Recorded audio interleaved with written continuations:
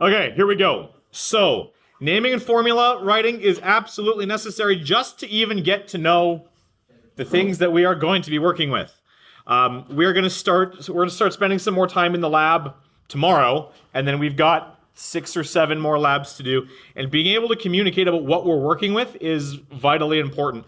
For those of you who go off into Chemistry 11, your whole first unit is naming and formula writing again, and it's going to feel repetitive. But it's a skill that you absolutely have to have. So, let's jump forward into this. Chemical reactions and equations. Okay, here we go. These first blank are exactly those first 2 words. Chemical, I should not say chemicals, it should say chemical. Chemical reactions are processes that involve chemical change. And you might look at that and say, well, duh. But you're supposed to leave me your phone when you take your hall pass. You're not the only one. Chemical change and physical change are something you spend a bunch of time in grade 9 talking about the difference between. What is the difference between a physical change and a chemical change? You got chemical change and you've got physical change. There is a difference. Let's review them, shall we? What is the difference between a chemical change and a physical change? What do you remember from grade 9? Anybody? Yes, part 1. Physical can be like what, sorry?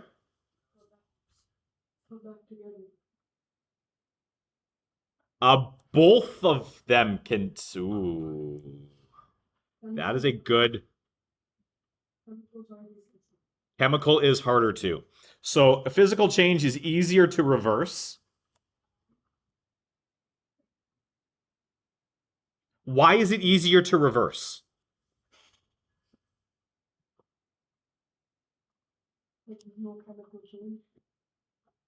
Which means that's true, but why is that? What does that mean? So I'll give it to you here. A physical change is easier to reverse because the substance stays the same.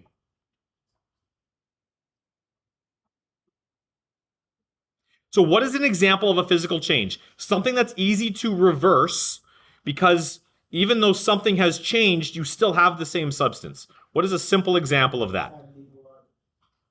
Part 1, I saw that hand. Melting ice. Fantastic example. Ice is just another form of water. The substance hasn't changed. Water is water is water is water. Whether you freeze it or boil it or leave it at room temperature, an example of a physical change is something like a state change. A state change is easy to undo. You want to freeze the water? Put it in the freezer. You want to unfreeze the water? Put it on the counter. You want to boil the water? Put it on the stove. You want to turn it into a liquid again? Catch the steam and let it cool.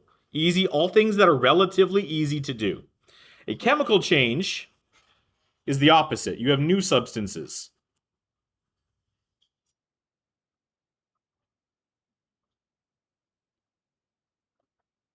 Some of these chemical changes are reversible, some of them are absolutely not. An example of a chemical change that produces a new substance is something like rusting.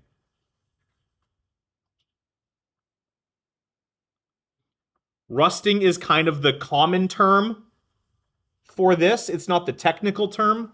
The technical term is oxidizing, but you're more familiar with the concept of rust. When you leave something made of iron out, it's going to turn in the weather. It's going to turn what color? Orange or red. It's because a new substance is forming on top of that. But all sorts of metals rust too. Does anyone have a family member that likes to collect like actual silverware? I had a grandma who collected spoons, like those little silver spoons. Or if you have silver jewelry, what happens to your silver jewelry? We don't call it rusting, but what happens to it? Louder. Say that, please. That was the right word. That's the word I'm looking for. It tarnishes. Well done. Tarnish is, it's the same concept of rust as rusting. Tarnishing or rusting. Rusting takes iron, turns it into iron oxide, something new. Something orange and red. Tarnishing takes silver and turns it into silver oxide. The process is the same. We have a different name for it. And silver oxide is not shiny in silver. Silver oxide is a kind of a dull gray. And so you wipe it off. But by wiping it off, you're actually removing the silver that's there. If you polish something enough, eventually the spoon will disappear. So a chemical change is one in which new is the word that I wanted to put there. Substances are formed. Chemical reactions can occur in a couple different spots in a couple different ways. Today's lesson and tomorrow's lab, we're going to talk about something called an open or a closed system. Chemical reactions can occur in both open and closed systems. And depending on the kind of reaction that you're doing, the type of system may or may not matter quite so much. But we still need to talk about these things. If a system is open, what does that mean? It means both something and something else can enter and leave. If the system is open, what's allowed to get away?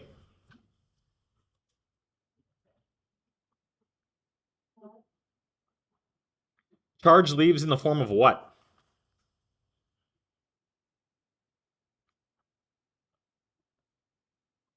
Charge is not what we're looking for. Okay, so I'll give it to you.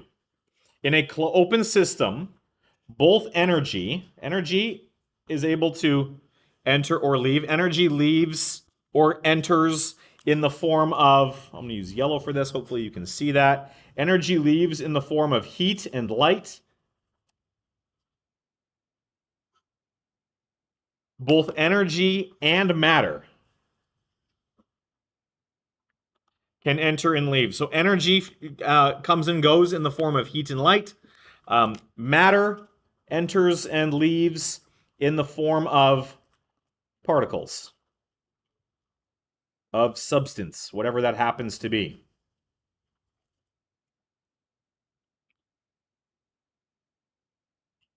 So a classic example of this, if you watch any sort of sports, an easy example of an open system is what they do when they win. When you win the championship or the F1, they win the race. What do they do when they're standing on the podium after they've been handed their medals? Or they win the Stanley Cup, or they win the Grey Cup, or they win the Super Bowl. What happens in the locker room after the winning has happened? Champagne bottles. Who said that? What happens to the champagne bottles? They shake it up and they do what? Open it up. When it opens up, this thing sprays everywhere. They have taken a closed system, the champagne bottle, and they've opened it. What leaves? What causes those bubbles to leave? Does anybody know? Louder, Dominic? Sorry? Acid. No, almost. It's carbon dioxide.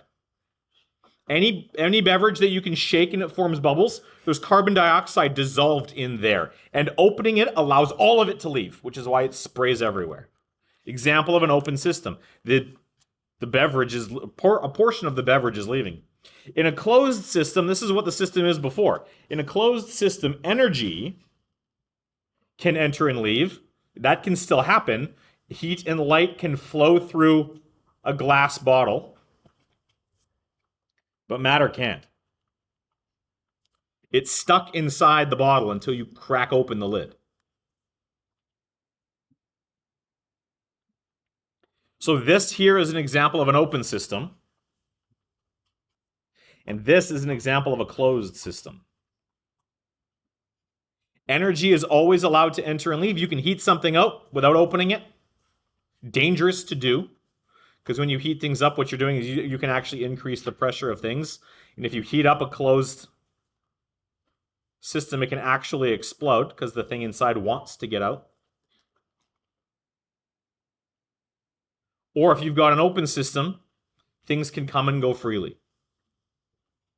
So this was actually, I mean, it's a simple concept, I think, but it was actually quite a big deal. Because back in the day, and so the experimental proof for this, what this led to, the idea of the open and closed system, it led to something called the conservation of mass, which was a really big deal. And what the conservation of mass says, we're going to look at it on the second page, but what the conservation of mass says is when you allow things to react, if the system is closed, the mass will not change, even if the substances inside do. And this was a big deal. In a closed system, even if substances change,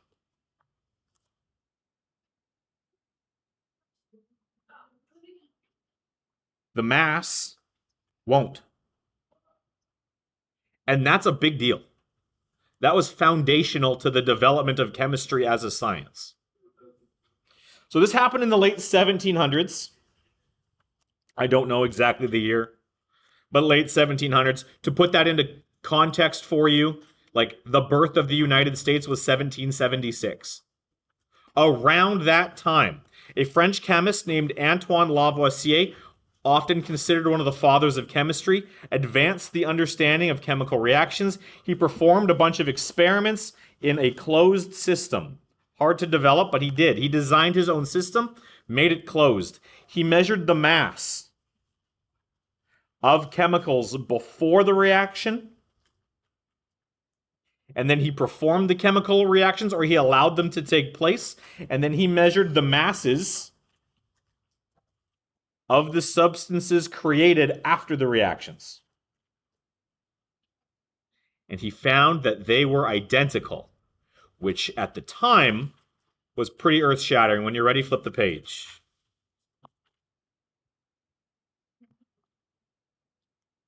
So this diagram here is a diagram of the reaction he used. The reaction he used involved something called mercury 2 oxide. Mercury 2 oxide is HGO. And it is a red solid. Actually wildly poisonous. This compound breaks down when it's heated to form a silver-colored liquid, pure mercury. Mercury is a liquid when it's heated. And colorless oxygen gas. So what he did was he took the mercury oxide, put it into the bulb here at the bottom of this apparatus, and heated the thing. It started red, and when it was totally liquid and silver, he knew the reaction was done. He was able to pipe this into this bell. This bell is a closed system as well. Not a dangerous closed system because he actually had water in this basin, and the water level was allowed to change, but it sealed in the oxygen into that bell right there. And he was able to trap and separate the mercury in one side with the oxygen gas in the other, and then weigh those things separately. So he trapped the mercury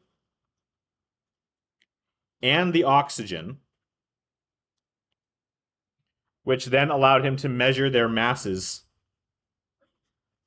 separate from each other. So this is the illustration of the system that he used.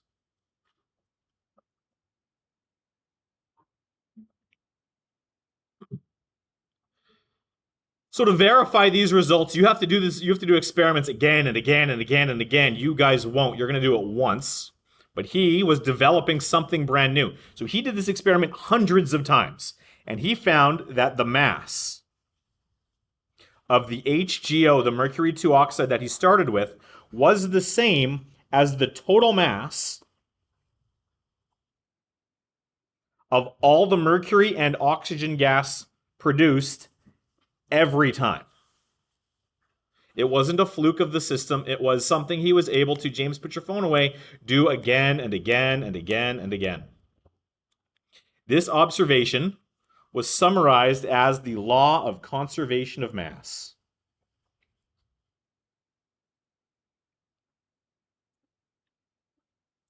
And then he summed it up First, he summed it up in French. It was translated into English. The mass. I'll leave that blank there for a second. The mass cannot be created or destroyed in a chemical reaction. Just moved around.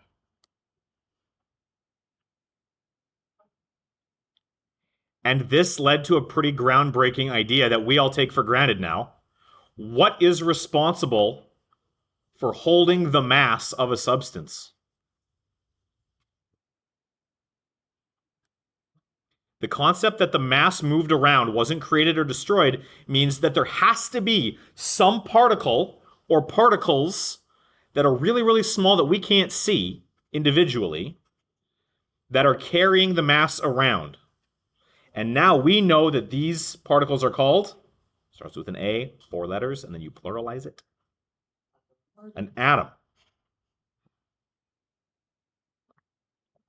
Back in the 1700s, the idea that atoms were a thing wasn't known. And this was the beginning of that kind of development. So tomorrow, what you guys, don't pack up yet. No packing up. I know there's only a couple minutes to the bell. I will tell you when to pack up, I promise. Tomorrow, what you guys are going to do is you're going to do 2 experiments.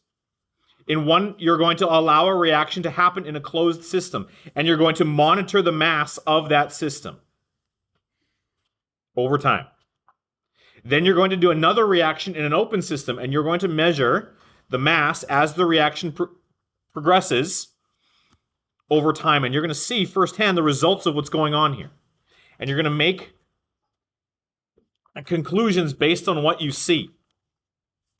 So you don't have to do this page. Actually, I do want you to take a look at this page. This page here, there's a couple questions on it that are going to lead you up to the lab that we're going to do. It's one page. There's 2 questions at the bottom. That's all I want you to take a look at. Look at how the data is changing given the 2 different scenarios. And then the other piece of your homework is before you leave today, I want you to figure out who your partner or partners are going to be. You can never do everything in 2s or 3s.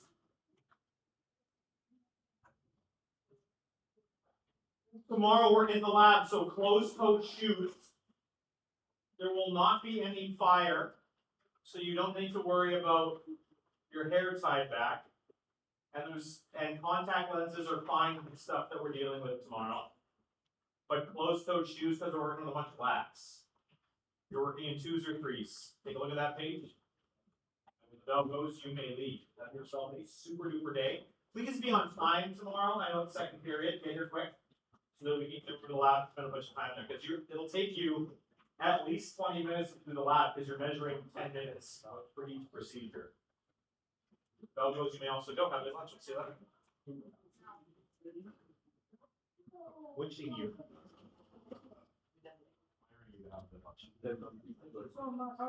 Okay. Desks have to go back. Put your garbage away, please. And we'll see you later. Get those quizzes marked.